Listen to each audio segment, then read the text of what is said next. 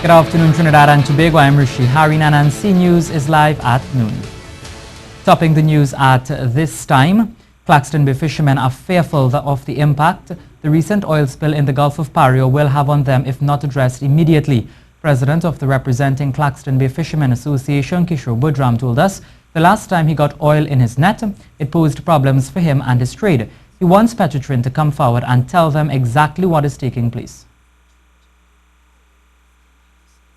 So right now we not know heavy problem as much as if it hits the shoreline. But if it starts hitting the net, well, we would be in a bigger problem. So the problem is they have to try and gather up all the mess that they make and, don't pretend and say that it has no spill. And I think that Petro-Trin should really come out publicly and notify all the fisher folk that it has some spill on the area and try and do the best that they could, because remember, fisher folk is seeing some pressure this couple of months now.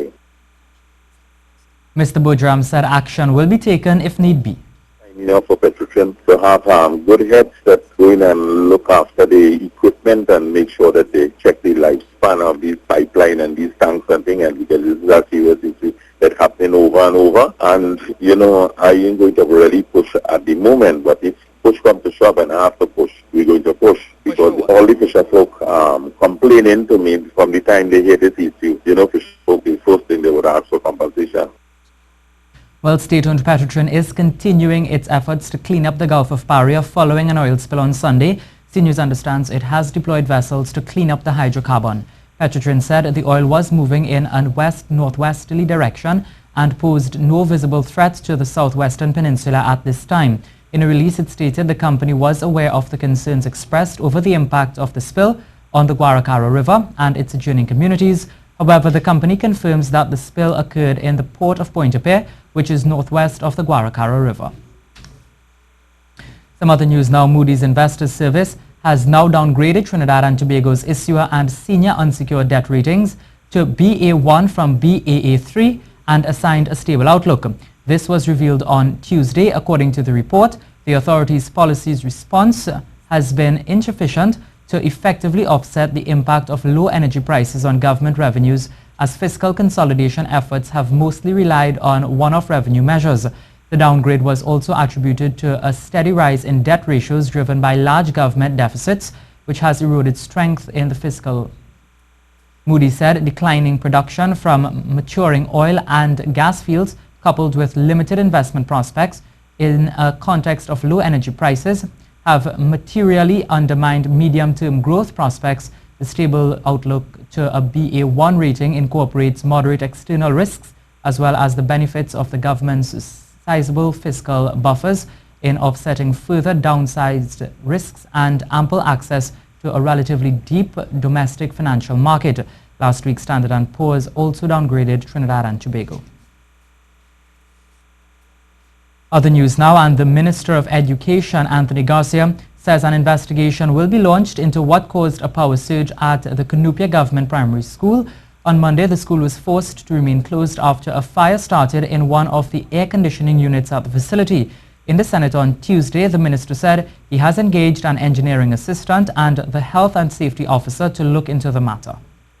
We are also looking to get expert advice from the electrical inspectorate so that a thorough investigation can be conducted as to the cause of this upsurge in the electricity supply. We have also commissioned our EFPPD department and the Ministry of Education to conduct a scope of works so that the unit will be replaced. Minister Garcia said the AC unit will also be replaced soon. Police are investigating the shooting death of a 60-year-old man at Taradale Hills in San Fernando on Tuesday night. Reports say the body of Calvin Batiste was found slumped behind the steering wheel of his car at around 10:40 p.m. Police said Batiste was driving along Lotus Drive, Thompson Gardens, when he was shot in the head. The vehicle crashed into a fence. The Water and Sewerage Authority says it will provide an update on the current status of the country's water supply, as well as the authority's water supply management plan for the dry season on Thursday. This after several communities across the country complained about a lack of water supply. On Tuesday, the Minister of Public Utilities, Fitzgerald Hines, said the Water and Sewerage Authority is working to increase its water production at various water treatment plants throughout the country. Production was previously increased at the Point Lisas desalination plant by approximately 2 million gallons daily. The authority will be increasing production at its Caroni and Hollis water treatment plants in Tobago and Hillsborough water treatment plant in Tobago by approximately 11.3 million gallons daily. This is the C News Live report at noon. Remember, you can keep up to date with all the latest news on our website at ctvtt.com, or you can check out our Facebook and Twitter pages at C News Live.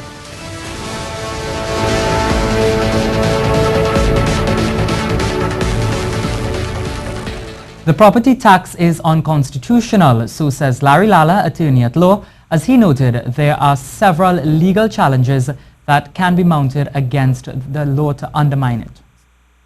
The Act, importantly, was passed with a simple majority in 2009. Now, the Act infringes upon, in many ways, upon the property right of owners and occupiers. Number one, it makes the tax which is due a charge on the land. That infringes upon your right to enjoyment of your property. And it was passed with a simple majority. So there's a very serious issue as to whether the Act is constitutional. Economist Indira Sajuan Ali says she is in support of having property tax, but she's questioning the timing of it. She was speaking on Good Morning Trinidad and Tobago. It is very clear that government is seeking to fill the hole with respect to its shortage of revenue flows from the energy sector through taxation. And we've already seen a slew of taxes being imposed on the society, in addition to what many benefits that people have with respect to free books for children, free education. These things have been removed, and therefore, parents have to dip into their pockets in order to find the money for all of these things. She said the burden of the property tax will fall on the middle and lower income people, and this is not good for the economy moving forward. We're already hearing signal by the Supermarket Association that prices of food is going to increase next month. Mm-hmm. And where does it come from, especially in a climate where there aren't job opportunities, there aren't opportunities for increased wages and salaries, and in fact there are severe retrenchments taking place. So you are squeezing a society, you're contracting purchasing power, you're contracting demand. And now the political leader of the National Solidarity Assembly and President General of the All Trinidad General Workers Trade Union, Nirvan Miraj, is calling on Prime Minister Dr. Keith Rowley to fire Colm Imbert as the Minister of Finance. He said this should be done because the minister introduced a property tax that reeks of discrimination against law-abiding citizens with unrealistic deadlines, requesting personal information not specifically required by law, which can not only breach confidentiality, but also jeopardizes the safety and security of citizens. He said the minister must state exactly what is the status of persons who may not be the paper title owner of property, but would have occupied said property for years. For example, he said, the occupation of and building on state lands, housing development sites, squatting areas, and even those who enjoy certificate of comforts on land they have occupied for years. Some other news now, and the government of Trinidad and Tobago hopes to achieve its objective of providing a clear framework for both employees and employers through consultation. So says the Minister of Labour, Small and Micro Enterprise Development, Jennifer Baptiste-Primus. She says the official policy framework of Trinidad and Tobago, with specific focus on labour, is centered on the rights of trade unions, workers, and even employers, and noted the need for the legislation to be reviewed and amended where necessary. The Cooperatives Act, and PS and I had a discussion earlier on that draft cabinet note will go off to cabinet by next week. Minister Baptiste-Primus was speaking at a national stakeholder consultation on the Workmen's Compensation Act at the Hilton Conference Center on Wednesday. Now here's the weather forecast with Ian Wallace. The April heat is normal for this time of the year, but the hot spell alert just means that we've had hot conditions for several days, and today expect another blistering afternoon. 35 degrees Celsius possible in Trinidad and 30 to 32 degrees Celsius likely in Tobago. If you're in southern areas of Trinidad, you may get some shade, however, with a few clouds and a brief shower possibly coming through Moruga and the Carcass. For those heading offshore, look for short easterly swells to return, and easterly trade winds will also be with you at 10 to 15 knots, with a slight to moderate chop offshore of 1.5 to 2 meters and smoother conditions in the Gulf of Paria. Tide is high at 4:30 p.m., then low at 10:30 p.m. That's the latest weather, and I am meteorologist Dean Wallace. Government is putting short-term, medium-term and long-term measures in place to boost tourism in Tobago. Speaking on behalf of the Minister of Tourism in the Upper House on Tuesday, Leader of Government Business Franklin Can said from January to November 2016, the hotel occupancy rate on the island was 40% and 32% for guest houses. He said while this does not raise a red flag, measures must be put in place to ensure this doesn't get worse. Minister Can said he is hoping to see a measurable improvement in tourism before the end of this year. I think we will have a measurable improvement coming down to the end of this year in the winter season, and most definitely in 2018. As I speak, the Minister of Tourism is not here because she's engaged in a meeting with British Airways in Tobago as we speak, because fundamental to the tourism product is airlift. And unless we don't get airlift right, the foreign tourists or the international tourists, which is different from domestic tourism, we will not improve.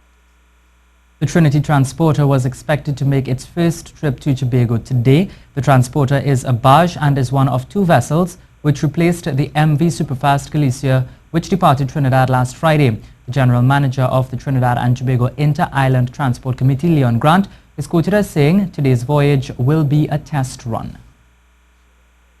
Officials of the Public Services Commission were put in the hot seat by Vice Chairman of the Joint Select Committee on Wednesday morning, as they were asked to explain the reappointment of Mr. Selwyn Lashley as Permanent Secretary in the Ministry of Energy and Energy Industries after his retirement earlier this month.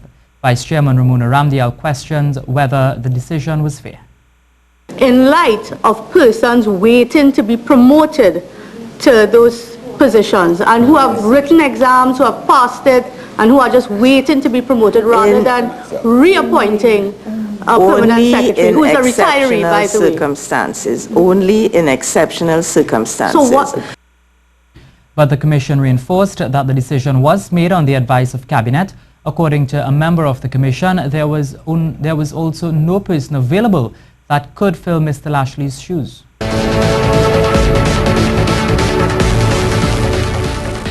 Well, that's how we end the C News Report at noon. I'm Rishi Harinan, and remember, for up-to-date and breaking news throughout the day, visit the C News website at ctvtt.com. Have a good afternoon.